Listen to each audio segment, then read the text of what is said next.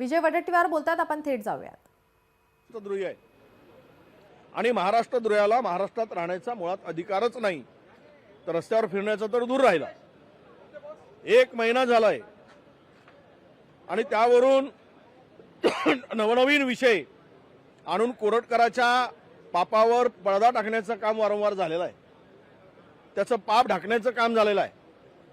पण अति पाप कधीच लपत नाही आणि तो आज पकडला गेला काल.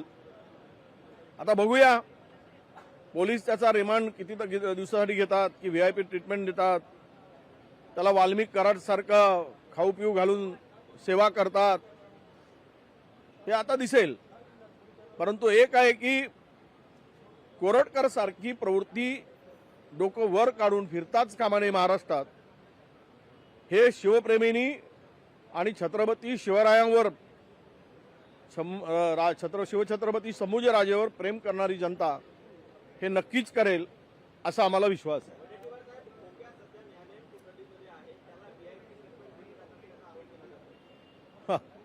खोके ओके बोके हे महाराष्ट्रात आता यांना काय, महाराष्ट्र यांना आपला वाटतोय. महाराष्ट्र म्हणजे खोकेबाजांना, गुंडांना हा सुरक्षित महाराष्ट्र वाटतोय. कारण सत्ताधारी जर या खोकेबाजाच्या गुंडांच्या पाठीमागे भक्कमपणे, प्रामाणिकपणे, इमाने इतबारे उभे राहत असतील तर त्यांना VIP ट्रीटमेंट मिळणार. यात काय नवल आहे असं वाटून घेण्याचं कारण नाही.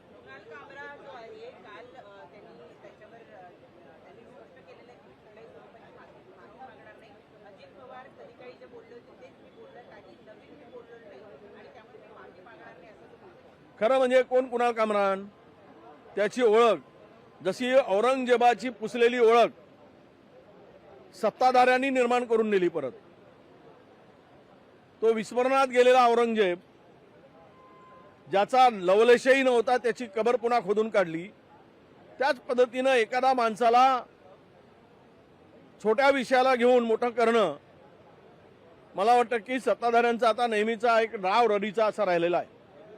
याचं कारण असं आहे की कामरानच्या संदर्भात जे काही त्यांनी कविता केली किंवा स्टँडिंग कमिटी केली, खरं तर त्यात काही फार काही असं काही बोचणं नाही, नाव नाही, दुर्लक्ष करायचं. ज्यावेळेस कंगना राणावत या आमच्या संसद आत्ताच्या खासदार आहेत, त्यांनी ज्यावेळेस राहुल गांधीवर खालच्या स्तरावर जाऊन, म्हणजे अनेक नेहरूवर, महात्मा गांधीवर ज्या पद्धतीनं टीका केली, त्यावेळेस आम्ही आरोप केला होता. त्यावेळेस सत्ताधाऱ्यांची भूमिका त्यांना वाचवण्याची होती. त्यावेळेस त्यांना अभिव्यक्ती स्वातंत्र्य आठवलं आणि आता मात्र ती भूमिका वेगळी आहे. हे काही योग्य नाही. टीका सहन करण्याची शक्ती सत्ताधाऱ्यामध्ये असली पाहिजे. टीका सहन करा, टीकेला सामोरं जा. तुम्ही काही इथे महापुरुष म्हणून आणि देव म्हणून काम करत नाही, माणूस म्हणून काम करताय. ज्यावेळेस चुका होतात किंवा काही गोष्टी घडतात त्यावेळेस टीका सहन करण्याची तयारी सत्ताधाऱ्यांनी ठेवावी.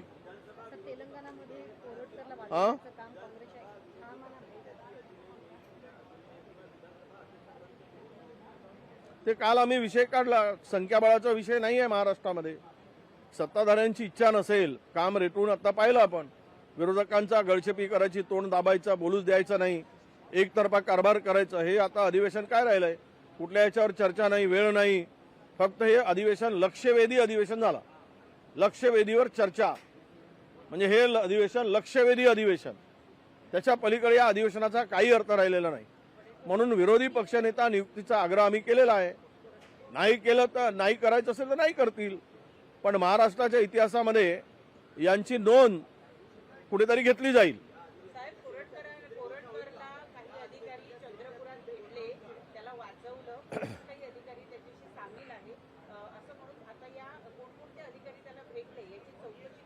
त्याचं CCTV फुटेज त्या हॉटेलमधलं काढल्या घेण्याची माहिती आमच्याकडे आलेली आहे. तिथे एक कोंडावार नावाचे अधिकारी आहेत, ते क्राईम ब्रांचला आहेत. ते भेटल्याची माहिती प्रथमदर्शनी आमच्याकडे आली आहे. आम्ही काय हॉटेलच्या वेटरकडे ती माहिती गोळा केली.